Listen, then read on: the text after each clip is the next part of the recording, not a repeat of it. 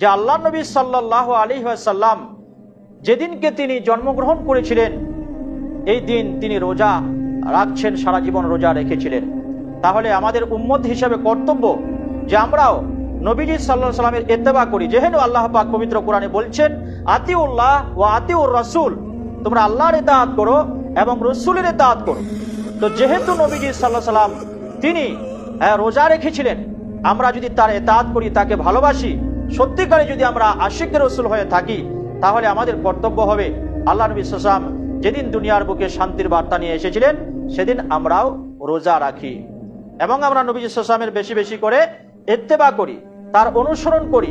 লাকাদ কানা লাকুম ফি রাসূলিল্লাহি উসওয়াতুন হাসানাহ, দুনিয়ার বুকে একজনই শ্রেষ্ঠ নায়ক।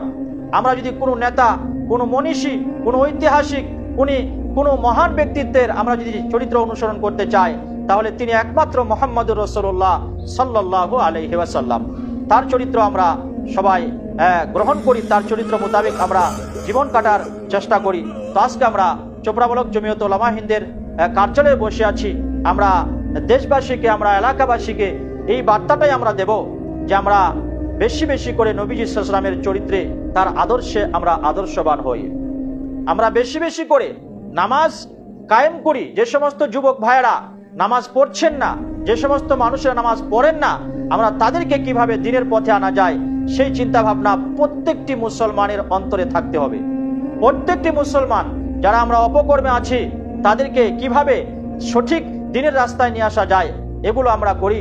আর আমরা নবীজি সাল্লাল্লাহু আলাইহি ওয়াসাল্লাম যেহেতু নিজেই দিন রোজা রাখছেন, যদি আমরা নবীকে সত্যিকারই ভালোবাসি, আশিকের রাসূল হয়ে থাকি, তাহলে আমরা সবাই এই আল্লাহ নবী সাল্লাল্লাহু আলাইহি ওয়াসাল্লামকে ভালোবাসতে গিয়ে আমরা রোজা রাখতে পারি।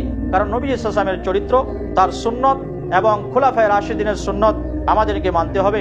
পবিত্র হাদিস শরীফের মধ্যে আরো একটি হাদিস এসেছে, যে হাদিসটি তিরমিজি শরীফের 2676 নম্বরে এসেছে এবং আবু দাউদ শরীফের মধ্যে এসেছে 4607 নম্বরে, মুসনাদে আহমদে এসেছে 1745 নম্বরে। এই হাদিসের মধ্যে নবী সাল্লাল্লাহু আলাইহি ওয়াসাল্লাম কি বলছেন? ফাআলাইকুম বিসুন্নতি ওয়া সুন্নাতিল খুলাফায়ে রাশিদিন আল মাহদিয়িন। আল্লাহ নবী সাল্লাল্লাহু আলাইহি ওয়াসাল্লাম বলছেন যে তোমাদের জন্য আমি নবী সাল্লাল্লাহু আলাইহি ওয়াসাল্লাম রেখে যাচ্ছি আমার সুন্নত, আমি নবী আমার সুন্নত, এবং রেখে যাচ্ছি আমার খুলাফায়ে রাশিদিন যে হেদায়েত প্রাপ্ত সাহাবা রয়েছে 4টা, এদের সুন্নত আমি তোমাদের জন্য রেখে রাখছি। ফাতামাসসাকু বিহিমা, তোমরা এই দুইটা চরিত্রকে, এই দুইটা পন্থাকে তোমরা এমন ভাবে আঁকড়ে ধরো, এমন ভাবে আঁকড়ে ধরো। হাদিসে এসেছে ওয়া আযু আলাইহা বিন নাওয়াজিস, এই মারির দাঁতের কথা বলা হয়েছে।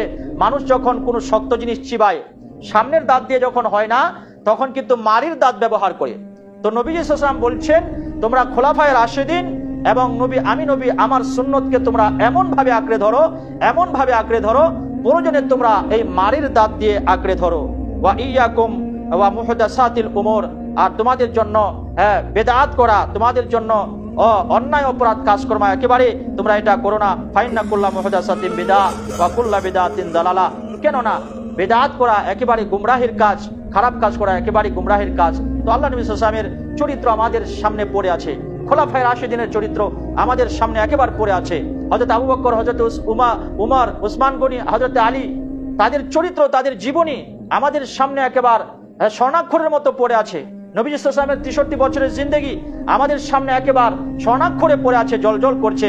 আমরা সেই সমস্ত জীবনী পড়ে, তাদের চরিত্র পড়ে আমরা তাদের আদর্শে আদর্শবান হওয়ার চেষ্টা করি। সুপ্রিয় দর্শক, আমি আপনাদের সামনে আরো একটি হাদিস পরিবেশন করব। আন আব্দুল্লাহ ইবনে আমরিন রাদিয়াল্লাহু তাআলা আনহু ইন্না বানি ইসরাঈলা তাফাররাকাত আলা সিনতাইনি ওয়া সাবঈনা মিল্লাহ।